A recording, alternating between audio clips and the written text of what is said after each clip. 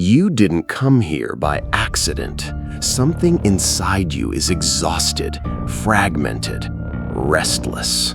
You wake up tired, not because you worked too hard, but because your mind never truly rested. Hours disappear, yet nothing meaningful replaces them. Your attention feels thinner. Your thoughts feel louder, and silence feels unbearable. You tell yourself it's normal. Everyone does it. Everyone is distracted. But deep down, you know something is wrong. You feel it when your hand reaches for the screen before you even think. You feel it when boredom terrifies you more than pain.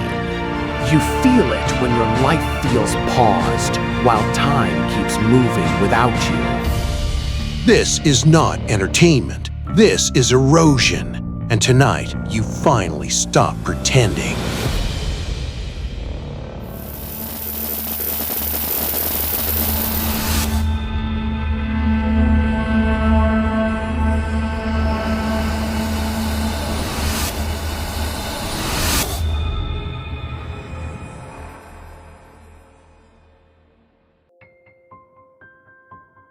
When was the last time you truly chose to look at your own life instead of letting a glowing rectangle choose for you? When did you stop thinking in your own voice and start thinking in whatever the algorithm whispered in your skull? And ask yourself this without running away. How many hours have vanished from your hands this week? Dissolving quietly while your thumb moved like a machine trained to obey. You say you're in control. But then why do you reach for your phone even when your mind is starving for silence? Why do you scroll even when every part of you knows it will leave you emptier than before? If endless scrolling is harmless, then why does it feel like gravity tightening around your brain? Pulling you downward into a place where your attention is no longer your own? Why do you lie to yourself? Telling yourself you'll stop after one more video when you already know how the story ends. And if you are still convinced you're the exception, then explain why the nights are getting shorter, the mornings heavier, and the mirror more unfamiliar every day. Look at your hands for a moment. They remember the exact movement of scrolling better than they remember how to create, build, or rest. Look at your breath. It isn't steady anymore. It spikes every time a new flash of novelty appears, even if it means nothing to you. Look at your mind. It used to wander, imagine, invent. Now it waits for the next stimulus like a starving creature begging to be fed. And the strangest part, you don't even enjoy it. You don't scroll because it's meaningful. You scroll because it's easier than confronting the truth. Your life is drifting, slipping away one swipe at a time. Your goals are dying in the background while you drown in a river of disposable content that never ends and never cares. So ask the question you've been avoiding. Are you watching the screen, or is the screen watching you? Are you the one holding the device, or has the device already shaped the person you are becoming? And if you continue like this, what version of you will be left after another year disappears into the digital void? This is not guilt. This is not judgment. This is a warning written inside your own exhaustion. You feel it. You know it. That quiet panic every time you realize another hour is gone. That subtle grief when you try to focus and nothing stays still. That ache in your chest when you sense the person you could have been drifting further away.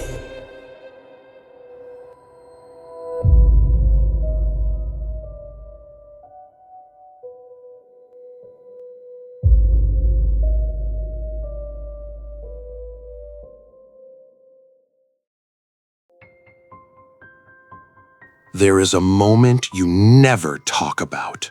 The moment right after you stop scrolling. Not because you've decided to stop, but because your brain simply runs out of energy for a second. Everything falls still. Your thumb freezes. The screen softens into a meaningless blur. And then it hits you. That quiet, crushing discomfort. The one you try to escape by diving right back into the feed. This is the pain you pretend not to feel. The ache that grows louder each time you try to silence it with another swipe. endless scrolling doesn't feel like destruction. It feels like nothing. And that is precisely why it is so dangerous. Fire announces itself. Knives warn you when they cut, but the emptiness inside your scrolling grows silently, almost gently. Like a slow leak in the oxygen tank of your life. At first, you don't notice it. Then you start gasping without understanding why. You tell yourself you're relaxing, but look closer at your body. Your shoulders are tense. Your jaw is clenched. Your chest is tight. Your breathing is shallow, almost trapped. You call it entertainment, yet your nervous system is reacting as if it is under siege. What kind of relaxation makes your heart race and your mind fracture into 1,000 scattered fragments? And what about your thoughts? When was the last time you held on to one long enough for it to become something meaningful? You've forgotten the shape of your own inner voice because it is constantly overwritten by a flood of external noise. Images, opinions, jokes, strangers performing their lives like theater pieces. And you consume it, not with joy, but with a silent desperation that you rarely admit. Look at the cracks forming inside you, the inability to sit still, the restlessness that crawls under your skin, the irritation that rises every time the feed slows down, the panic you feel when the internet drops for even a moment. These are not small things. These are signals of a mind being conditioned to reject peace. Because peace terrifies you now. Silence confronts you. Stillness exposes the emptiness you keep trying to patch with stimulation. It reveals the unresolved fears, the unpursued dreams, the parts of yourself you've abandoned in exchange for temporary distraction. You scroll so you don't have to feel the weight of your own life pressing against your chest. But the weight never disappears. It simply accumulates. There is a kind of grief you carry without knowing. The grief of wasted potential. The grief of time you will never get back. The grief of realizing you traded hours of your existence for a handful of pixels that dissolved the moment you scrolled past them. Somewhere inside you, there is a version of you screaming to wake up. But the noise of the feed is louder. And the pain is not dramatic. It is subtle, quiet, almost polite. It doesn't shatter you in a single blow. It wears you down with thousands of tiny cuts, lost mornings, broken focus, unfinished tasks, dreams postponed until tomorrow. Motivation fading like an echo you barely remember. You say you're just tired, but exhaustion is not the enemy. Fragmentation is. You are being torn apart, piece by piece, attention by attention, moment by moment. And here is the harsh truth. The scrolling doesn't numb the pain, it feeds it. Every time you escape into the feed, the emptiness grows stronger. Every time you avoid your own thoughts, they tighten their grip. Every time you chase numbing relief, you lose another part of yourself. But you already know this. You feel it every night when you lie in bed with burning eyes and a hollow chest. You feel it every morning when you wake up more depleted than when you fell asleep. The pain is real. The erosion is real. The quiet collapse happening inside you is real. And before you can ever escape endless scrolling, you must confront this truth. You are bleeding from places you no longer look at.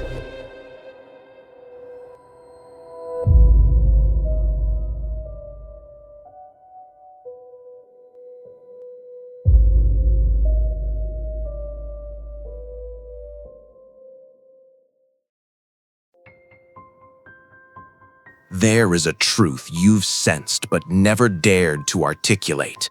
A truth that hides beneath the glow of your screen like a creature burrowed under your skin. You think endless scrolling is a habit, a simple pastime, a harmless reflex. But look deeper.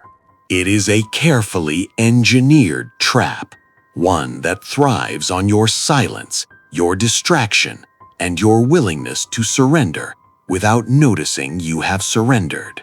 The truth is not that you scroll too much. The truth is that you were designed to. Every app you use operates like a silent puppeteer, pulling the delicate strings of your dopamine. Infinite feeds, autoplay, variable rewards, notifications.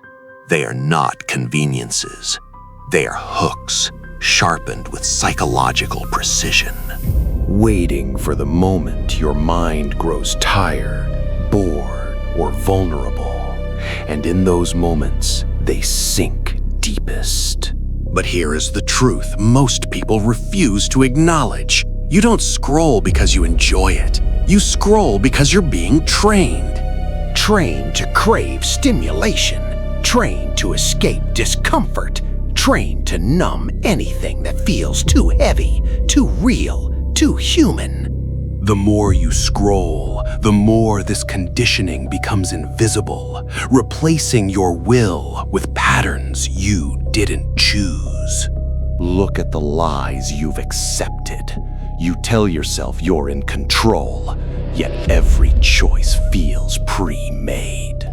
Every click feels predetermined. Every minute online feels like it belongs to someone else. The platforms don't need to steal your freedom. They simply distract you long enough for you to give it away willingly. And here lies another uncomfortable truth. Endless scrolling thrives on the emptiness you refuse to confront. When you feel lonely, you scroll. When you feel anxious, you scroll. When you feel overwhelmed, numb, insecure, exhausted, you scroll. The feed is not your entertainment. It is your sedative. It doesn't heal you. It hides you from yourself. You think you're consuming content. Content is consuming you. Every moment stolen, every thought hijacked. Every emotion muted becomes nourishment for the system that feeds on your attention. You are not the user. You are the resource. But the deepest truth is one you rarely acknowledge. Beneath the noise, you are terrified of your own mind. Silence exposes the cracks you've plastered over with endless distraction. Reflection forces you to confront the choices you regret, the goals you've abandoned, the life you keep postponing. So the feed becomes your shield. Thin, glowing, addictive.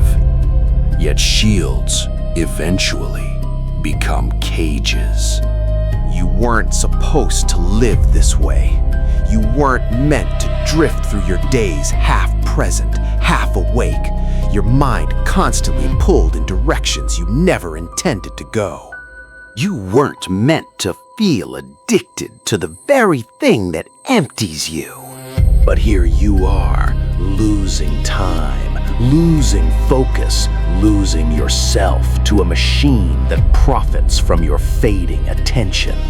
And what makes the truth unbearable is this. The system works because you participate. You scroll because it's easy.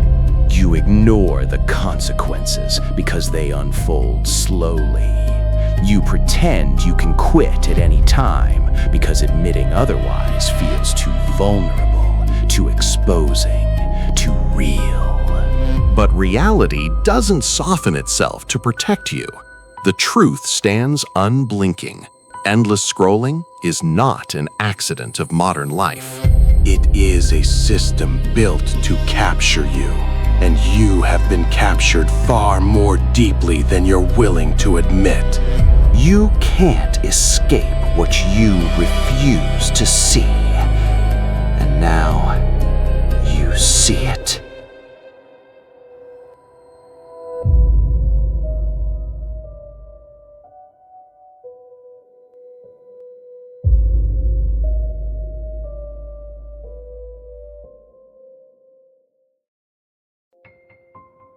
Philosophy begins where comfort ends.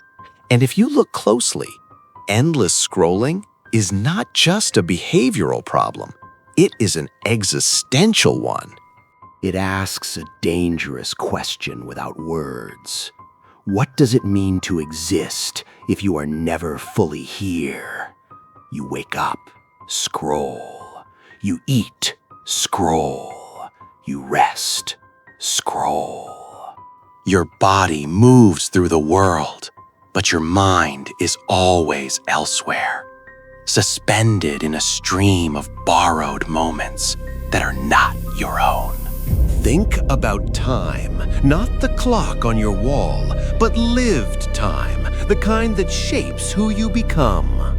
Philosophers have long warned that time is not something you possess, it is something you are. To waste time is not merely to lose hours, but to erode your very being. Endless scrolling does exactly that. It fractures time into disposable fragments, stripping moments of depth, continuity, and meaning until life feels thin and interchangeable. Then there is the question of freedom. You believe freedom means the ability to choose anything at any moment. But philosophy reveals a harsher truth. Freedom requires intention. Choice without awareness is not freedom. It is reflex. When you scroll automatically, when your hand moves before your mind decides, you are not exercising freedom. You are demonstrating its absence. You are not choosing, you are reacting. Existential thinkers argued that a human life gains meaning through engagement, through commitment, struggle, responsibility, and presence. Meaning does not emerge from passive consumption. It is forged through friction with reality. Endless scrolling removes that friction. It smooths life into something effortless and weightless, but in doing so, it drains existence of significance. When nothing costs you anything, nothing feels worth anything. There is also the philosophical problem of selfhood. Who are you when your attention is constantly fragmented? The self is not a static object. It is a narrative built through memory, focus, and continuity. Endless scrolling interrupts that narrative. It floods your mind with disconnected impressions, preventing the formation of a coherent inner story. You begin to feel scattered, not because you are weak, but because your mind is never allowed to settle long enough to assemble itself.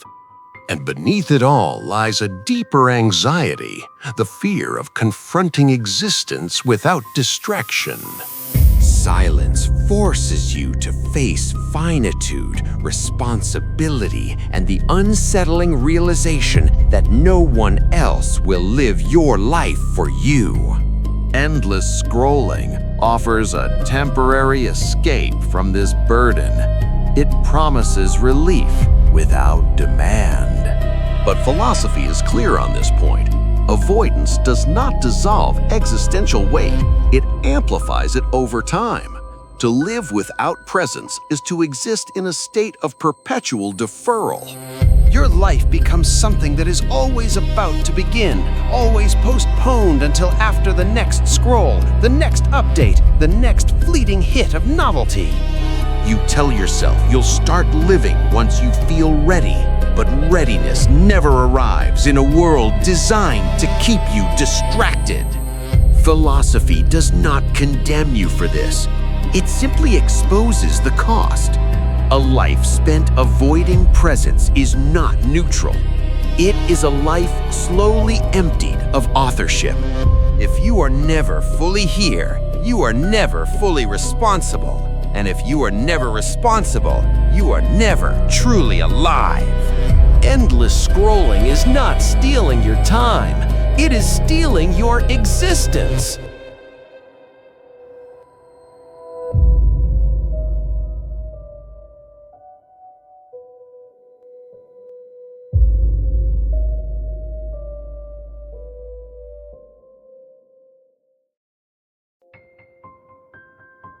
Psychology reveals what philosophy only hints at. Your mind is not failing. It is being reshaped. Endless scrolling is not a sign of weak willpower. It is the predictable outcome of a system that exploits how the human brain learns, adapts, and survives. Your behavior is not random. It is conditioned, repeated, reinforced, and slowly normalized until it feels like part of who you are. At the core of this conditioning lies attention. Attention is not just focus, it is the gateway to memory, emotion, identity, and decision-making. What you attend to repeatedly becomes what your mind learns to prioritize. Endless scrolling floods your attention with rapid, low-effort stimuli, training your brain to expect constant novelty without commitment.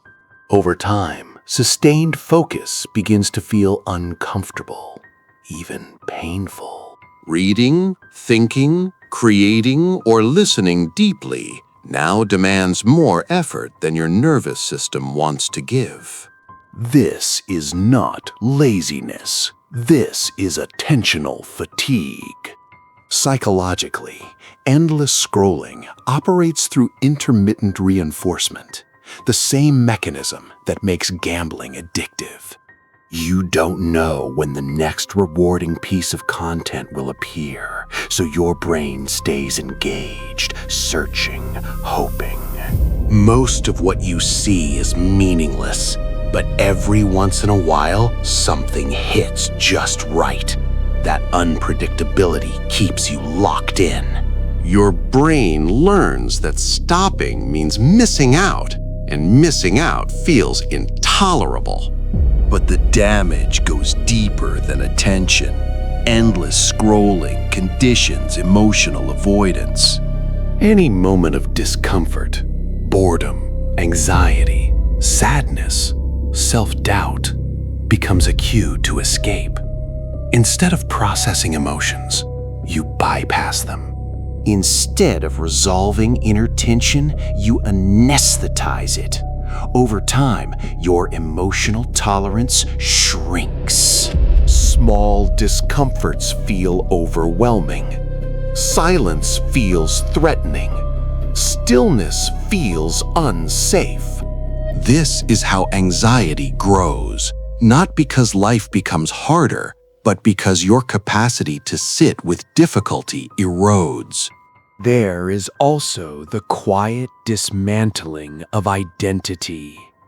Identity forms through reflection, values, and repeated meaningful action. Endless scrolling replaces reflection with reaction.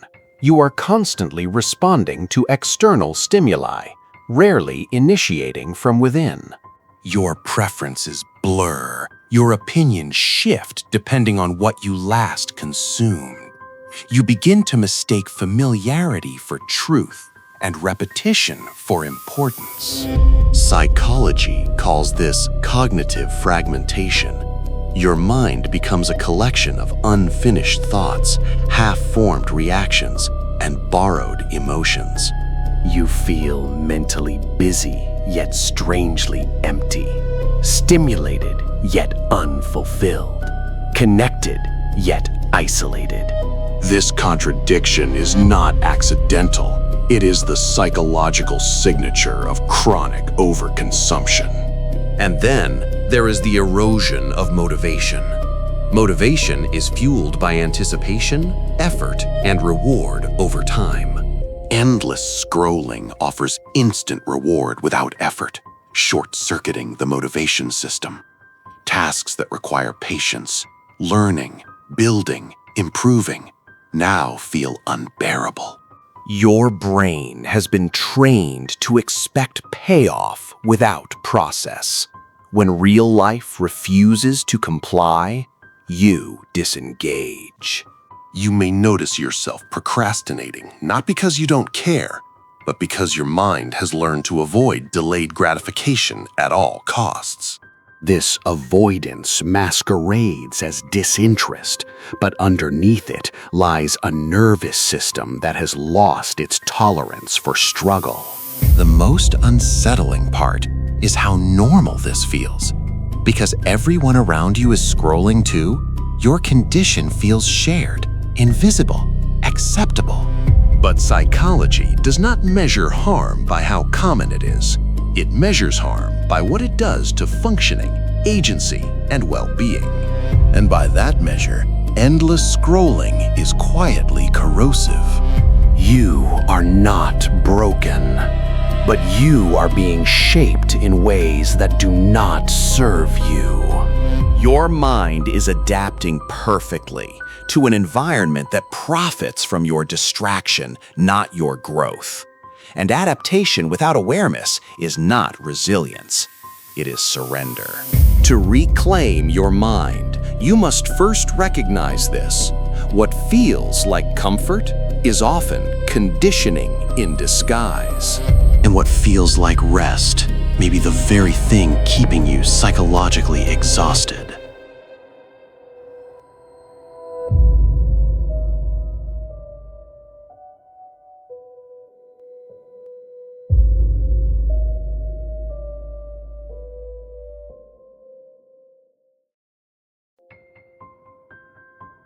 Neuroscience strips away illusion and exposes the machinery underneath your experience.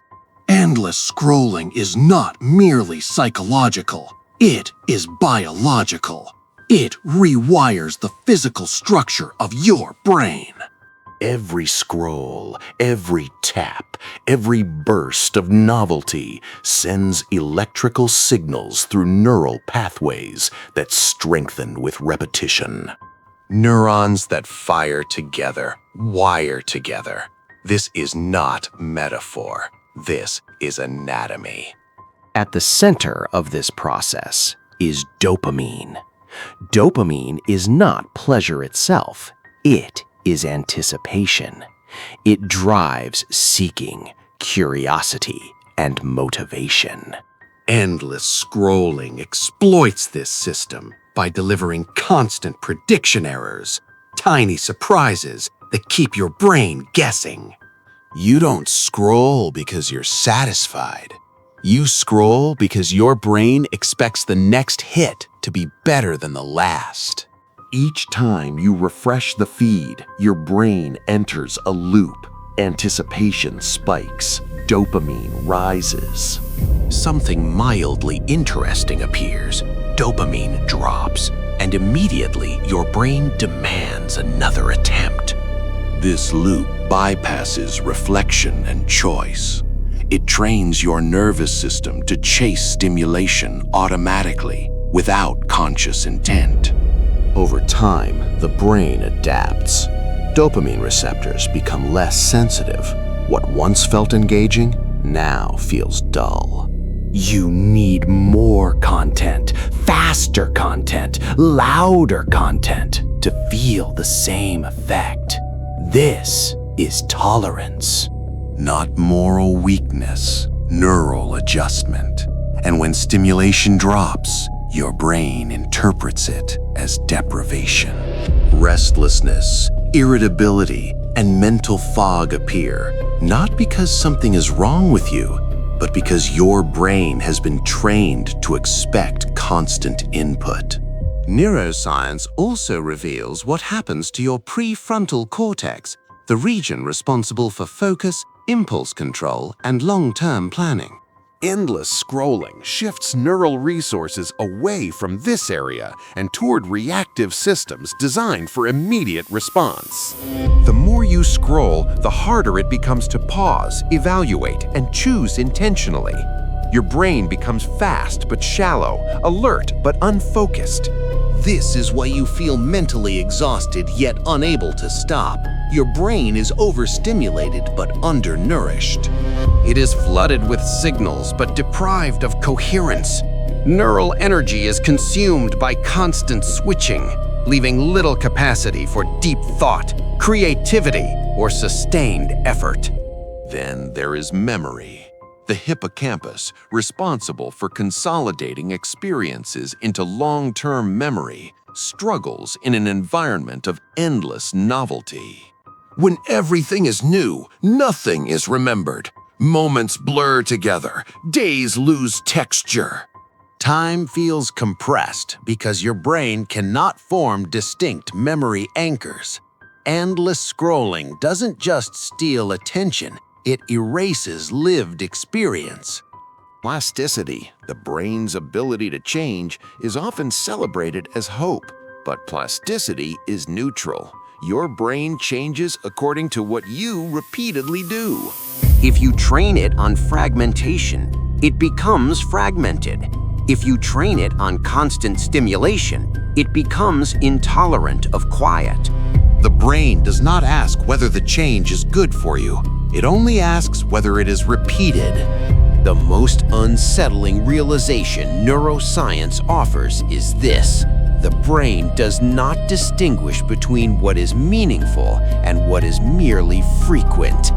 Endless scrolling wins not because it matters, but because it happens often. And what happens often becomes wired. Your brain is not betraying you. It is obeying its design. The question is not why you can't stop scrolling. The question is whether you will continue feeding a neural loop that slowly rewrites who you are. Because every scroll leaves a trace, and eventually those traces become you.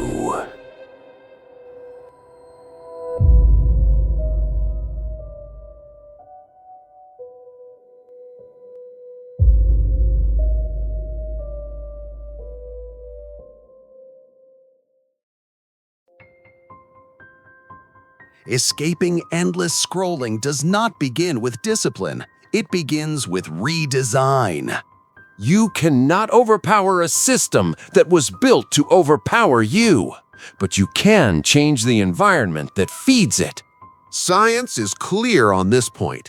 Behavior follows structure. If your environment remains unchanged, your habits will return no matter how strong your intentions feel today. The first step is friction. Endless scrolling survives because it is effortless. Introduce resistance. Disable autoplay. Remove infinite feeds where possible. Turn off non-essential notifications. These are not small adjustments. They are neurological interrupts. Each layer of friction gives your prefrontal cortex time to re-enter the decision loop. You are not removing pleasure. You are restoring choice. Next comes attention containment. Your brain cannot recover focus in chaos. Research shows that attention heals through monotasking, not productivity hacks. Create deliberate boundaries, specific times for consumption, specific times for creation, and protected periods of silence. When attention knows where it belongs, it stops leaking everywhere else. Then there is replacement. The brain does not abandon a reward loop without an alternative. You must redirect stimulation toward activities that provide slower but deeper reward. Reading without interruption, physical movement, writing, learning a difficult skill. At first, these will feel dull. That is not failure. That is withdrawal. Dopamine sensitivity is recalibrating. Stay long enough and depth returns. Sleep is non-negotiable. Endless scrolling at night sabotages recovery, impulse control, and emotional regulation. Neuroscience shows that sleep deprivation amplifies craving and weakens self-control. Protecting your sleep is not self-care, it is cognitive defense. If you scroll in bed, you are training your brain to associate rest with stimulation. Break that association. You must also confront discomfort directly. Boredom, anxiety, restlessness, these are not enemies. They are signals that your nervous system is relearning how to exist without constant input. Sit with them. Do not anesthetize them. Exposure reduces sensitivity. Avoidance strengthens it. This is how psychological resilience is rebuilt. Finally, reclaim authorship. Decide what your attention serves. Write it down. Clarify what you are building, learning, or becoming. Attention follows meaning more powerfully than it follows rules. When your mind has a direction, endless scrolling loses its grip because it no longer offers escape. It offers distraction. This process is not quick. Neural rewiring takes time. Expect resistance. Expect relapse. Not as proof of weakness, but as evidence of how deeply the loop was embedded. Each interruption, each conscious stop, each moment of reclaimed focus is a signal to your brain that the environment has changed. You are not trying to eliminate technology. You are teaching your mind that it is no longer owned by it. Freedom is not the absence of temptation. Freedom is the presence of structure that allows you to choose anyway. And with enough repetition, choice becomes habit. Habit becomes identity. And identity reshapes the life you thought was slipping away.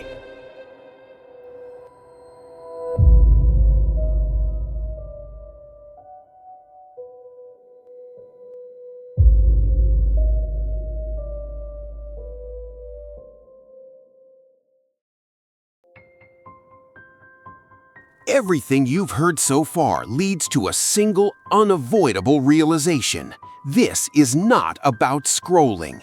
It is about direction. Endless scrolling is only a symptom of a deeper question. Are you becoming someone, or are you slowly disappearing? Your attention is not neutral. Wherever it flows, your life follows. Every hour you give to distraction is an hour you do not give to growth.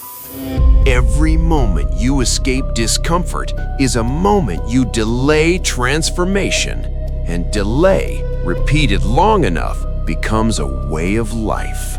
You now understand the cost, not abstract, not theoretical. You feel it in your body, your focus, your restlessness, your fatigue. You feel it in the quiet sense that something important is being neglected. That feeling is not your enemy. It is your signal. The future version of you is already forming, not someday, but right now. Not through dramatic decisions, but through microscopic ones. One scroll, One pause, one choice to stay present, one choice to disappear again. This is how identities are built and how they are erased. You will not wake up one day suddenly free. Freedom is assembled slowly through repeated acts of attention aligned with intention. The same way captivity was built, quietly, consistently, without announcement. So here is your task, whether you accept it or not.